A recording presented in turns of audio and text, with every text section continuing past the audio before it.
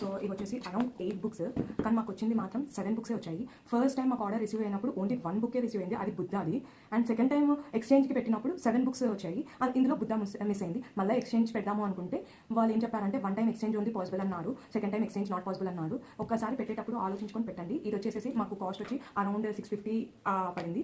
And చెషీకి mostly నేను night times అనేది book reading అనేది అలవాటు చేయించినాను. ఇవి వచ్చేసి బోర్డ్ బుక్స్ అనమాట. సో బోర్డ్ బుక్స్ మనకి ఏమవుతుంది అంటే పిల్లలు కొంచెం చింపేసే అలవాటు ఉంటుంది సో ఆ ఏజ్లో. సో ఈ బోర్డ్ బుక్స్ అయితే చింపనికి కూడా రావు. అండ్ నేను చెషీకి 1.5 ఇయర్ నుంచే స్టార్ట్ చేశాను. 1.5 ఇయర్లో నేను 4 సెట్స్ ఆఫ్ బుక్ కొన్నాను. ఒకటి శివు, హనుమాన్ మామ అండ్ కృష్ణయ్య, గణపయ్య. సో ఆ బుక్స్ చాలా ఇంట్రెస్ట్ చూపించింది, అందుకే నెక్స్ట్ టైం 8 బుక్స్ ఆర్డర్ పెట్టాను. సో ఇందులో వచ్చేసి కాళీ, విష్ణు, బాబా, దుర్గమ్మ, లక్ష్మి, రామ్, సరస్వతి. సో ఈ 7 బుక్స్ వచ్చాయి. బుద్ధ మిస్ అయిందనమాట. సో నేను ఆ పిల్లకి ఏది నేను నైట్ బుక్స్ నుంచే తను ఎక్కువ నేర్చుకుందనమాట. సో ఎలా అంటే ఇప్పుడు గణపయ్య వాహనం ఏంటి అంటే ఎలుక అని చెప్తారు అనమాట. సో నేను ఇక్కడ రీడ్ చేస్తూ తనకి నేను తెలుగులో ఎక్స్ప్లెయిన్ చేసేదాన్ని అనమాట.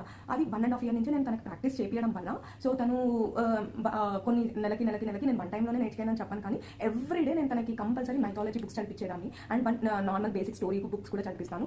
1 mythology book and 1 normal story books, so 2 చదివిస్తాను. ఎందుకు నేను ఇంగ్లీషే ప్రిఫర్ చేస్తున్నానంటే మనం ఆల్రెడీ ఎలాగో తెలుగు మాట్లాడుతున్నాం, సో వాళ్ళకి ఆల్రెడీ తెలుగు నేర్చేసేసుకుంటారు. సో ఇప్పుడు ఇంగ్లీష్ నేర్చుకోవాలి అనే ఉద్దేశంతో నేను ఇంగ్లీష్ మైథాలజీ బుక్స్ తీసుకున్నాను. తను ఏమవుతుందంటే మనం చదివేటప్పుడు వాళ్ళకి అర్థమవుతుందా కాదా అనేది వదిలిపెట్టేసేస్తే తను ఇప్పుడు కాకపోయినా తర్వాత ఏమో అర్థం చేసుకుంటారు.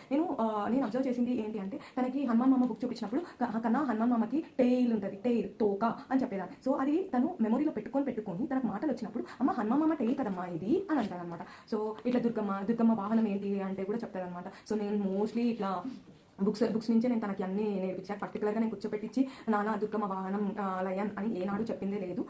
నాకైతే నేను సజెస్ట్ చేస్తాను ఈ books. And daily night times పిల్లలకి స్టోరీస్ చదవడం వల్ల చాలా మంచిది, అది వాళ్ళకి ఫ్యూచర్లో చాలా ఎఫెక్ట్ పడుతుంది స్టోరీస్ చదవడం వల్ల. సో మీకు ఎంత వీలైతే అంత స్టోరీస్ పిల్లలతో పాటు నిద్రపోయే ముందర చదివిస్తే బాగుంటుంది. నా బెస్ట్ సజెషన్స్. అండ్ ఈ బుక్స్ కూడా నేను సజెస్ట్ చేస్తాను. ఎవరైనా 1 ఇయర్ కిడ్స్ నుంచి మనం స్టార్ట్ చేసినా కూడా ఏం ప్రాబ్లం లేదండి. వాళ్ళకి అర్థమవుతుందా లేదా అనేది పక్కకు పెట్టేసేసి మనము జస్ట్ వాళ్ళకి యాక్టివిటీ లాగా అనుకున్నా సరిపోతుంది.